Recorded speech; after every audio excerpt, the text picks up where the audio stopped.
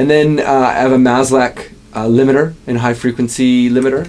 So it's more of like a peak limiter combined with a high frequency limiter, like a de-esser, but sort of like based on the old Neumann style lathe frequency, high frequency limiters. And then I use a Weiss compressor. I use it more for just digital gain, which is pretty expensive digital gain considering it's like about 10 grand. So right. At least it was 10,000 Canadian when we bought it. I don't know. The dollar's a little bit different these days. That's true. Last I checked, Canadian dollar is a little bit more expensive than the. Yes, it is.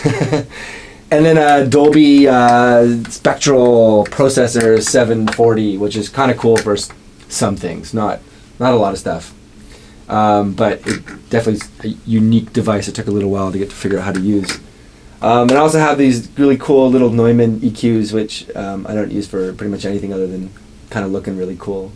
Because I had this empty space, and these fit in there. And I think I used them once, and they were kind of neat, but totally kind of unnecessary.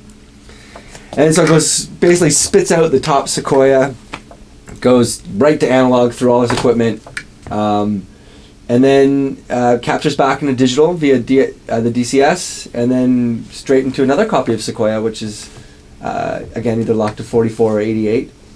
And then I do all my editing in there, and then burn the disc from there, and then I'm done. So really the playback one is strictly acting as your tape machine. Just you do all of your analog processing first before you get it into your main version of Sequoia, where you put all of the indexings and editing happens. Yeah, and you know what? Once it's in the record Sequoia, my master Sequoia, I can do further processing if I need to. I generally run a limiter at the end of while burning the disc. A great sort of feature of Sequoia is that you can put your limiter on your master fader, and you can actually listen to it as you monitor through. So I can adjust it as I feel fit, but then it doesn't commit it till I write the disc. Absolutely. And since that's the case, so if a client says they need a little bit quieter and a little bit louder, I can just adjust my limiter and then just reburn a disc, and it makes it pretty simple. And the two limiters I use these days, I go between the L2, which is the old standard, I guess, and the Waves one, and then the Sonex limiter, which is, I guess, that Sony Oxford style limiter. But so I just go between the two. They both sound completely different, and you got like 100 different choices of limiters. So, and frankly, I think I could use any one of them. It doesn't really matter when it comes down to it. Describe the differences between those two. Well, why I use between those two is because the L2 is probably extremely neutral, a little bit dull because it probably just sort of kills transients and that's it. But sometimes you try to not want to add anything at all. You just kind of want to have that sound limiter and just do it sort of transparently as possible. The L2 is probably perfect for that. Some people complain that it does dull things up, but I think that's simply because it does what it's supposed to do. It's just, what it's limiting doing, it's just taking out your transients. So it's definitely that's what happens. Yeah, so it's definitely going to sound a little bit duller. So sometimes you just want it to be as literally as transparent as possible. And then the Sonics one is a bit of an exciter on it. It enhances something. I think if I were to guess what it does, I think it takes the transients and adds some back somehow, spectrally or whatever it does. It has a bunch of options to do that.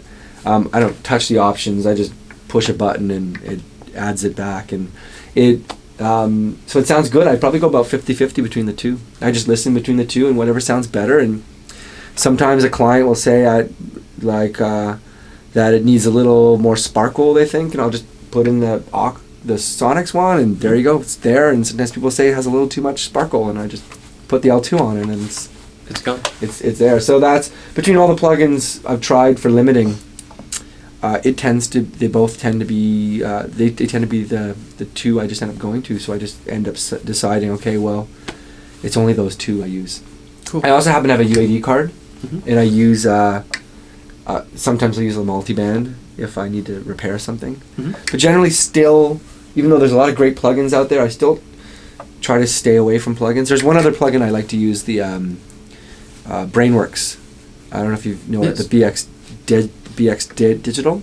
Okay. It's a mastering plugin, an MS plugin, and And it has some really kind of cool features. Elliptical filter on there, so I'll use that every once in a while. Oh, and I do generally have a choice with the Dangerous of going in and out from mid-side. I only have 2 EQs in mid-side, and I tend to use that fairly often. I think a mid-side processing for mastering is offers some benefits, and I generally don't do any compression in mid-side, just 2 EQs. And generally these 2 EQs I'm only using one at a time anyway. So Exactly. Explain a little bit more what mid-side does. Mid-side mastering is a good question, because I find as I do mastering longer in my life, I tend to think less about what things do and just sort of how it sounds, and Right. try to not think about things. But basically it divides your EQ into left and right.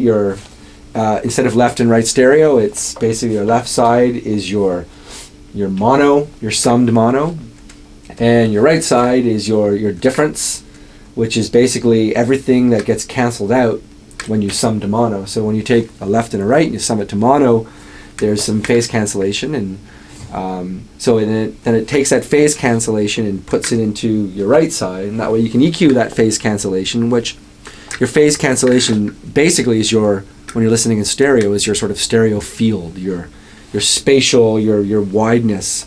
So it allows you to, instead of just boosting that up to get a wider sound, you can actually EQ that. So for example, if you say you have cymbals, and your cymbals are very, very shrill, and there's a frequency you want to cut from that, maybe let's say 4 or 5K. If you cut that frequency in mastering, you're also cutting 4 or 5K in the vocal range, and you can dull the guitars, you can dull the vocals. But since cymbals are usually by overheads, and so they're very wide, have lots of phase cancellation, I can actually dial that down in the side or the difference, and I end up getting that effect of bringing down that shrill a little bit. But since vocals tend not to be wide, and and are mostly mono, you end up not affecting the vocals at all. So it's a handy tool in that respect.